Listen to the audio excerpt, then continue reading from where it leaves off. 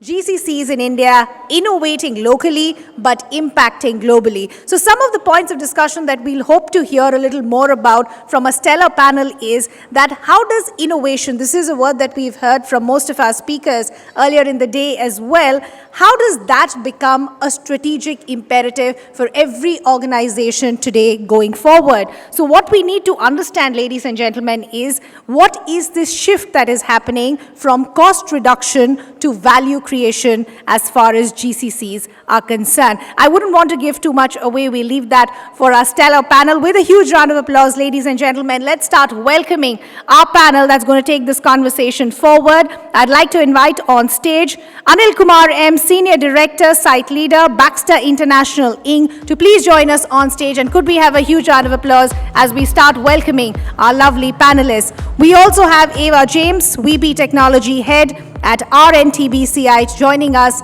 on this panel as well. I see her walking up.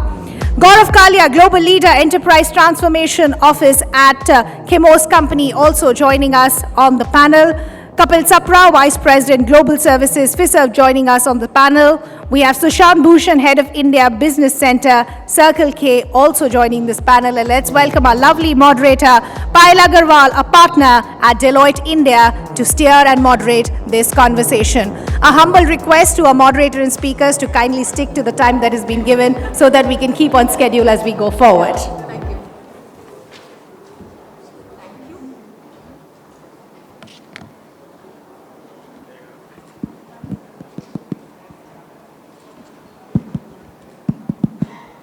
Good afternoon. I'm really excited to be part of this panel moderating on innovation and global capability centers. And I just wanted to highlight, while each one of us are talking about global capability centers and how they're innovating, I'm really excited to see each one of you have been part of the organization who have been innovating and have been started as research or development or innovation center rather than global capability center in terms of extended outsource or back office erstwhile. I know, Gaurav, you don't like it. But the other thing. So I'd like to start, Sushant, with you. Throughout your career, you have been part of GCCs, you have been part of Barclays and NetWest, but now, part of Circle K, new baby on the road. What do you think has led to the transformation of GCC from a cost arbitrage center to a innovation and value center from India? Yep. Thank you. So we are at Circle K, we are a newest GCC in this region. So we are running in our third year of operations, and our journey is pretty interesting. So we have not started like a typical GCC that you start with some operation related activities and you just move across the higher the value chain. We started with AI and data science. That's the first team we set up in India, and then we started expanding our portfolio. So I can talk about with my experiences that what I have seen has worked really well for us. Technology is an important driver. Technology basically takes you from being transactional to transformation. There are a lot of routine work that GCC has been talked about. There are a lot of operational efficiencies which has been expected from GCCs. So technology brings those automation through AI, machine learning, through data analytics, that how we can make our process more efficient and optimized. So that is one big driver which I'll say plays a big role in value creation from the cost arbitrage. Apart from that, I think second important factor is about leadership development. People generally don't talk about it. So leadership development is very important because if you have a good pipeline of a talent, in terms of our leadership development, then it plays a huge role in it because your leadership is one which takes your global strategy in place in your local GCC. That is very important to align with your broader organization strategy, what we can do that actually creates a bigger impact. And that makes a really huge impact in a broader ecosystem. Thirdly, I'll talk about the co-creation. GCCs have been typically developing a lot of activities within silos. So they think that, hey, this is a good use case, which is going to make a good impact from the technology perspective, or it's a good use case from an AI perspective. So GCC used to just jump on the problem statement without thinking what impact it will create in a broader ecosystem. So co-creation with your parent organization or with your broader team plays a huge role. so that you are aligned, you are not doing something which is not fit for the purpose. So how I see this is that you build something which is locally, you test it out for a broader scale, and then you scale it globally. That has been the theme which worked pretty well even for us. So we are a company which operates in 31 different countries and territories across the globe. So we also have those nuances around local, wherein you cannot give same solution to every customer based out of different country. So we have that nuances. So with that, co-creation plays a very big role. And with that, I'll also say there has been a lot of education which is required for your parent organization, because they are sitting thousands of miles away and you are far away from your mothership. So that is important, because you have to teach them what is the organization transformation is all about. What organization transformation is all about is about partnership in doing something and empowering your people, so that you are trusting your people who are sitting thousands of miles away in taking those decisions where they are really good at. In Circle K, I'm very proud to say this, a lot of the data analytics, digital and tech capabilities are driven from India Center. So we are the pioneer, we are the driver who are building those capabilities who have been adopted at global level. We are scaling, we are building, and we are creating a lot of value through those capabilities. So co-creation, leadership, absolutely, and being in the driver's seat rather than at a back seat is driving India to be an innovation strategy. This is Anil. I lead the Baxter Healthcare R&D Center in Bangalore. We actually we actually design a lot of safety critical devices that are used in therapeutics, for the patients. Just to add to what Sushant is saying, I think, in going from cost to this, actually as Baxter, we set up the company itself with product ownership from day one, right? So in fact, in the last 8 years that we've set up, we've got 80 plus patents in the core therapeutical areas, like I'm talking about peritoneal dialysis and infusion pumps, right? So we've actually fortunate to have set it up that way. One thing that really helped to scale that was actually the culture that we have, right? I think one is technology and all, but as Indians, I see that we are very adaptable to any culture, because as a GCC, we have to work with different regions. We've got R&D centers across Germany, Sweden, US, China and all. One thing that really helped us was, when you start, when you have a very inclusive culture, we are an organization or a country that can work with any culture. The very Vasudhaiva Kutumbikam that helps us, set that context that here we are here to work with everyone, right? That actually helps us to understand, because when you look at the cultural aspect, you need to know what are the differences of the things that happen, let's say in US, Europe and all. And there's no better people as India here that we can look at the nuances. If you look at US, right, there are people who work in one product in one small space for 30 years. But let's say as India, let's say all the people here would have changed multiple GCCs. What does that give? The diversity of a thought and that culture that we have. That really helped us actually hit that intersection and drive a different value, that no other organization, let's say, within the company that has seen. So our diversity in terms of culture is our added strength for innovation. Absolutely. Yeah. Eva, I'd like to come to you. You are leading one of the largest GCC with 10,000 plus people in R&D, vehicle development, engineering, and I'm sure it must be an exciting journey. What, according to you, how do you align your innovation strategy with the core business goal and also balancing both adapting to the disruption which is happening? We heard our last speaker talking about the entire disruption happening in AI and other stuff. How do we balance and be flexible around it? Payal, we are 12,000 of us. We're not just 10,000. Okay. Hello all. My name is Eva. I lead the technology organization at Renault Nissan Tech. We are one of the largest auto OEM GCCs in the country. A little bit of a context before I talk about the strategies, right? We are a multi-function GCC in the sense, pretty much all the functions that are needed to run our business, be it engineering, design, manufacturing, purchasing, technology, all these functions are there in India. So by design, the setup in India is to have a footprint in every phase of the OEM's life cycle. And someone in the previous panel mentioned this very same point. By design, we don't call the India team as an offshore team or an extended team, not just calling, even the way we behave and the way we operate is, we are one team. The boundaries between us in India and the corporate team and the other digital hubs have become thinner and thinner, that today they don't exist at all.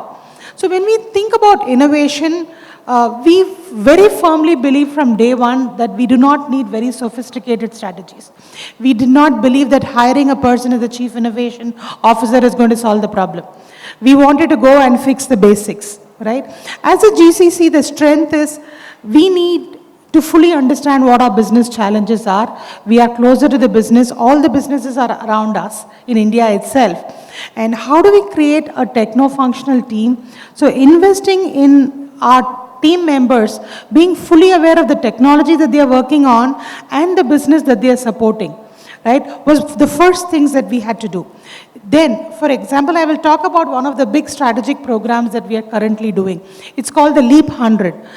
Basically, this is where Renault's strategic plan, it's there on the internet, where we are looking at accelerating vehicle production timelines down to 100 weeks. Today, it is about 3+ years. We want to bring it down to 100 weeks, which is actually 2 years. And when you're talking about reducing the timeline to produce a vehicle, which means every part of the puzzle needs to be addressed, right? During the engineering phase, during the production phase, during the purchasing phase. So we wanted everyone to understand the spirit of Leap 100. So today, it is on everyone's platter that they have to contribute to Leap 100. Right? So today I have teams which are deploying AI technologies in the production line by reducing the quality times, by having ML algorithms which is detecting the defects. We are having teams which are working with suppliers to reduce the life cycle of parts production. So different teams are picking up areas to contribute back to the Leap 100. So what I'm trying to say is understanding the larger picture of what we have to do drives this in a much easier fashion. Another thing that we did is, all of us must be familiar, especially in the technology world, we look at run and change, right? What do we need to have in place to keep the lights on? And then what are we changing the business? People typically did regulatory projects, version upgrades, and they were happy saying that we were changing. So we said that is really not change. So we introduced a newer category called transform. So run, change, and transform. And strategically, we wanted to move more and more of our efforts towards the transform phase, which means all of us as individuals. You could be a developer, you could be a buyer, you could be a CAD designer, but all of us spending maximum amount of time in transforming the work that we're doing through the adoption of technologies. So a combination of all of this, the first is helping them understand the business. And having them connect to the larger purpose was our biggest strategy to drive innovation. I just want to add, what Eva just said. Always remember, somebody has to run the ship. Keep the lights on, keep the systems running is going to be a very critical part of the job. It's not the bad part of the job. Absolutely. It is a very important part of the job. And secondly, when we talk of innovation, we have to make sure that our people understand the larger business strategy. Just by knowing technology, just because I know the latest and the greatest on the technology, I'm going to be a part, or India is going to be a part of the innovation cycle, probably we are missing the point out here. We need to understand the business, we need to understand the business strategy, be an integral part of that, the overall value chain. If we just look at from that technology is going to make us innovators, probably if we are a tech company, maybe yes, but if you're a business company, which is a brick and mortar or a fintech, we have businesses to deliver and we need to understand that. Thanks Gaurav for adding in, and I'm sure, Anil, I'm back to you. I'm sure this strategy being part of the larger organizations have its own challenges, correct? And as a global capability center or an extended arm of the primary organization, how do you foresee what are the challenges and how do you overcome them and maintain the balance in terms of productivity, operational efficiency, and aligning it to the business goals? It's a scaling is a very interesting question always for any GCC, right? I mean, if you look at your gardens, should you water your garden every day? Right? You have to tend to it, you'll have to add manure. But if you look at an Amazon forest, do you think we water the forest? So how did a garden scale into a forest that no one needs to water? I think that's the fundamental, if I think of a metaphor of how you think. So what does the forest do different from a garden? The key is actually it's interconnected, right? If you go deeper into the biology, the fungi, actually if one plant is not getting a nourishment, actually another plant helps, right? So similarly, actually if you want to innovate and scale innovation, I believe the first thing is interconnectedness.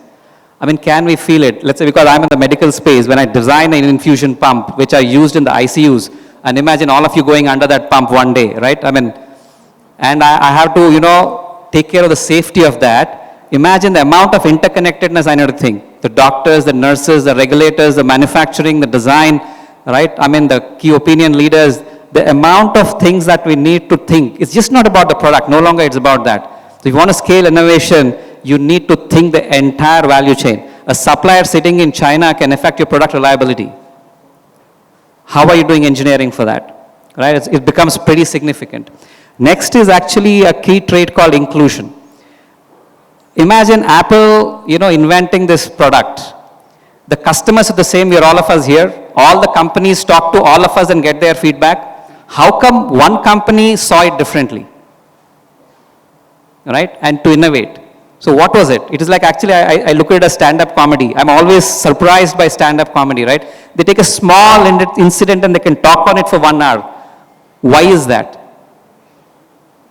It is similar thing what Apple has done. I go deep into that emotion and I connect with you. All of us laugh, right, for 1 full hour on some simple topic, look stupid at the end of it. But there is deep observation there.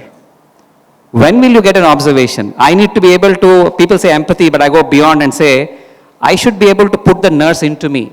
That's inclusion. I mean, actually, this is a very core cultural concept, actually, again, India has given. People say if you can be the mother to the universe, then all problems are solved. What does the mother do? She adds everyone into herself. What if you can add universe? What if you can add your customers into you? You develop a better product. What if you can add your global counterparts into you? You build a better relationship. So inclusion actually becomes the heart of how you actually do innovation. And I think to the last question, I think there's a problem always. Hey, we have current resources. We are stuck in operational things. And where do we get, time for innovation? Right? I mean, I have this conversation with all my 35 leaders in the company. They say time is a challenge. I actually say that's the only thing in life from birth to death that you control, that's yours. If you go really deep. And if you say it's not under your control, then there's a problem. Right? I say intention is important. If you are leaders in a company, if you put the intent behind, they say intention, energy follows intention. Right? If you put your intention into something and say, I need to innovate, I say, well, bathing, you can have an innovative idea. What are you talking about time?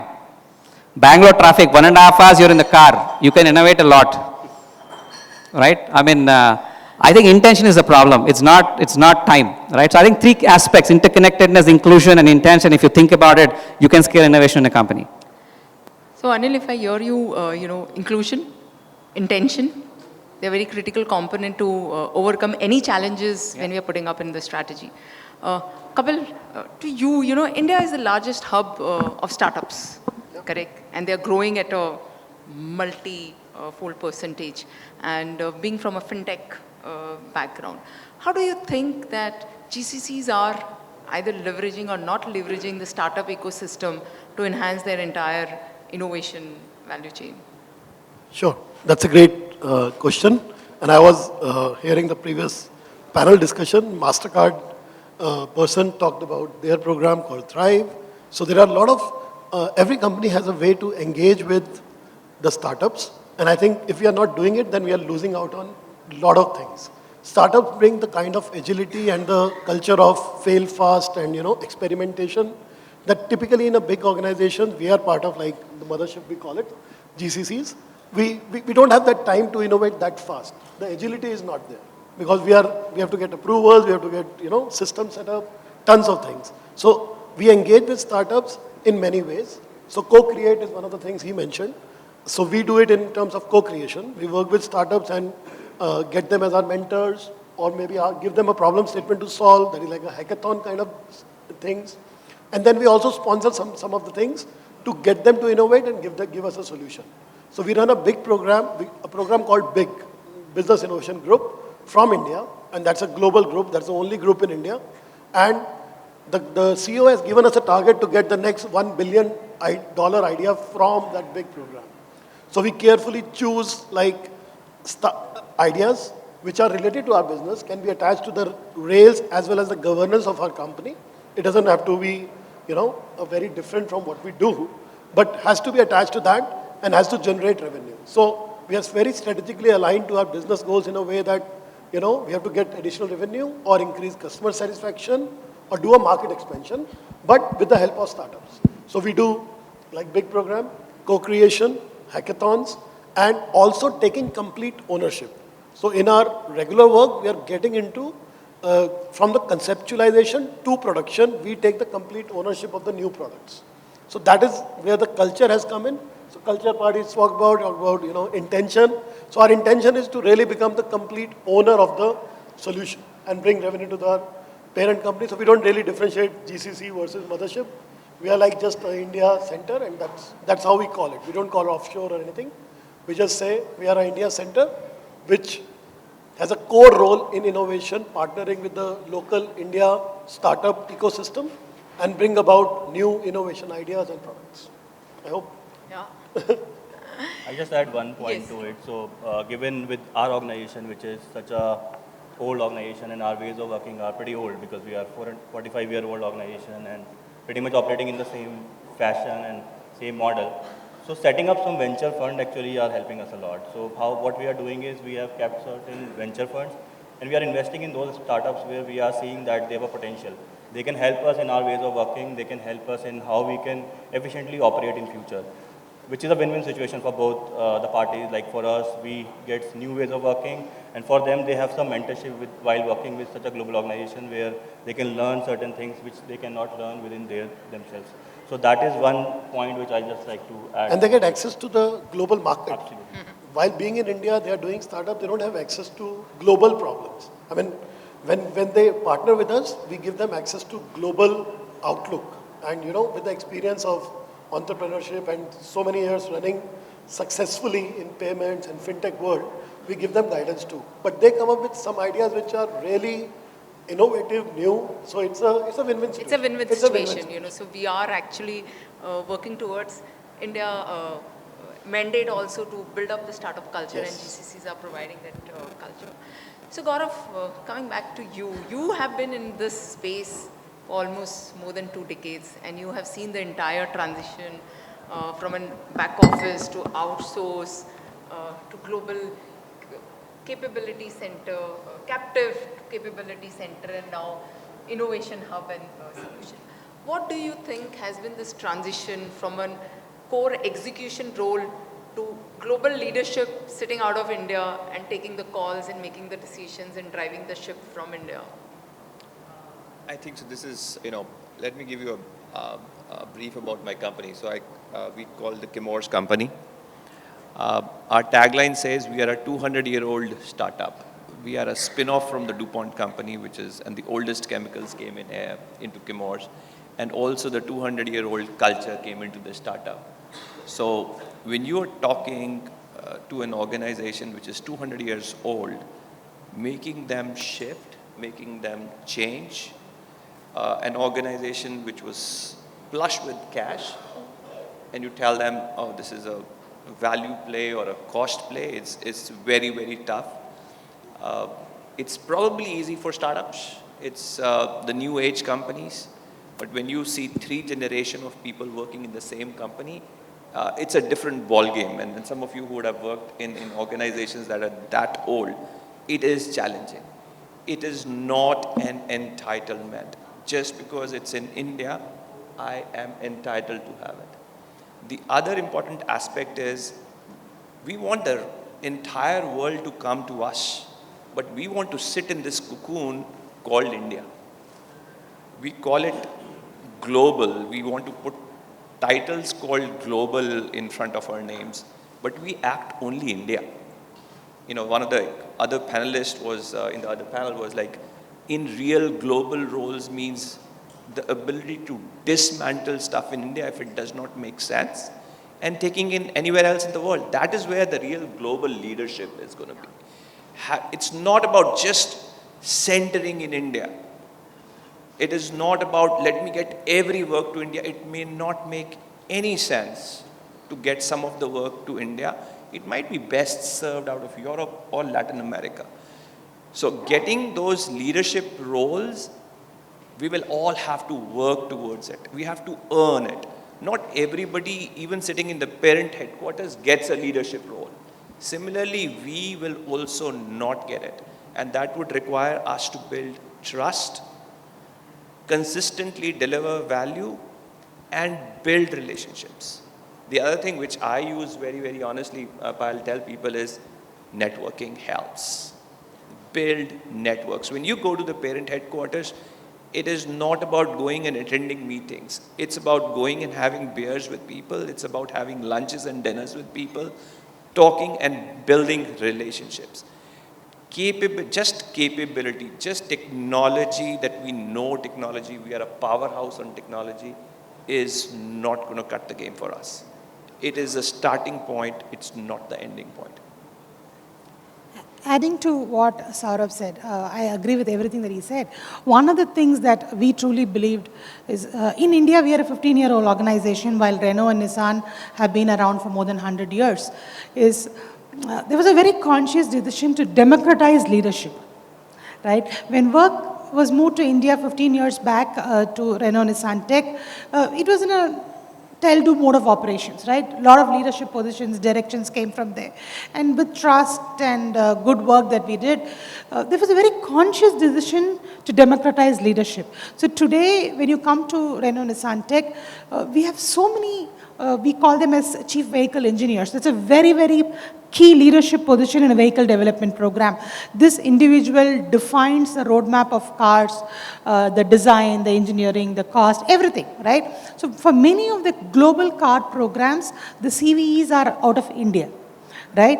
We have product leaders who own big car services sitting in India. So just as an example, very recently I had someone who started on a connected car program for the AMEO region, the Africa, Middle East. So sitting in India, this gentleman is defining what should be the connected services.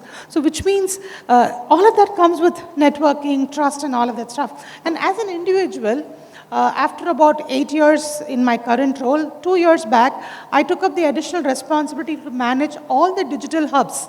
So which means, while I have a vested interest to grow my India GCC, but I'm also responsible for making the decisions around what is best done in Morocco, what is best done in Romania, because sometimes you have to have a bigger hat than just being an India center head, right? So you need to do what is good for the mothership or the parent organization.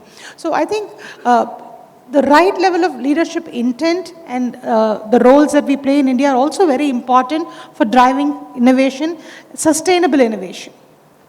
So what I'm hearing loud and clear is, if we need those leadership positions, we have to have that mindset of a leader driving global agenda and not just India agenda, because then you have to go beyond your India GCC agenda, and which is actually blurring, as I guess I can hear all of you saying. Just being conscious of the time, and I think this question is to all of you, if you can provide your comments on it. What do you think is the future prospect of, we have come a long way from where we started as global captive and capability centers, but what is our future prospect of GCCs and how they continue to evolve into innovation powerhouses, driving a lot of value chains from India? Let me take the first stab at it. Yes. So the future is going to be bright. The world needs talent, and India's got talent, right? There is no doubt about that. So there are, and when we talk, what we talked about, and that's a mindset change, we also have to look at it. Coming in from the word captive centers, which is, a great synonym to the word prisoner. We've stopped using the word prisoner centers anymore. We are trying to move away from back offices. We are trying to move away from GCCs also, We're just another office. It's about, first of all, is position ourselves right. If we position ourselves, value, cost is going to be, labor arbitrage is going to be a starting point. That's the basic hygiene factor. When I when I started this journey way back in early 2000, in dollar terms, our salaries have not changed much.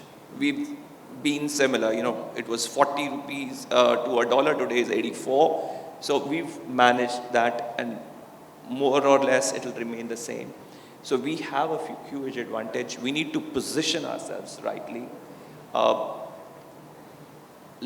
of, people who were the first generational, second generational, and third generations have done a lot of spade work in defining, in making sure that India stands out. Now is the time to take it to the next level of leadership and continue to give skill advantage, technology advantage, and the labor advantage. Just to add, when we set up this company, we had a dream that, a lot of products actually still are made outside India. If you look at healthcare products, or many other products too, right? I think we still are getting there. I think it will be a dream that we shouldn't talk about revenues coming from global. We should make products that India, right, is making products and we are having revenue from India. I think a day will come, that's what we keep telling all the employees who join. I think, we're producing these 1,000 employees who can design products in the future because they're going through these experiences. That creates actually our credit here in India, that these people will go and innovate for India and create unicorns for markets in India. That's the future of GCCs, or we'll recoin that word, but where India has to head to. I'll just add my 2 cents here. So GCC brings best of both the worlds, which is decentralization and centralization. So you always have economies of scale wherein you can scale at a very low cost, but you also have agility, which is very important for any product development or innovation or customization or personalization, whatever you call it. So these 2 school of thoughts coming together is what GCC is all about. And in future, I see a lot of these getting inculcated in the company's culture and how we operate. So that's from my side, I'm thinking.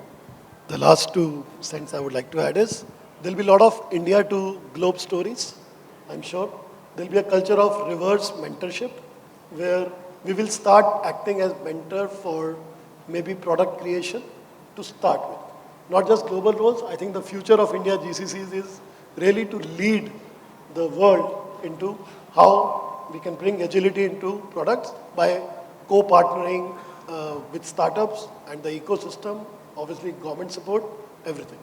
So I think the future looks really bright. I think almost all the GCCs have the recipe right? It's a matter of execution. And in the coming years, I think we will see a more structured collaboration between the GCCs, the services organization, the academia. I think the talent availability in India is far better than any other geography that you can go and visit today, right? The number, the quality, and if you have the right level of partnership, it can only get better. The startup ecosystem, I see that in the coming years, they will come together in a much more structured way, making this to be the go-to GCC hub for the world.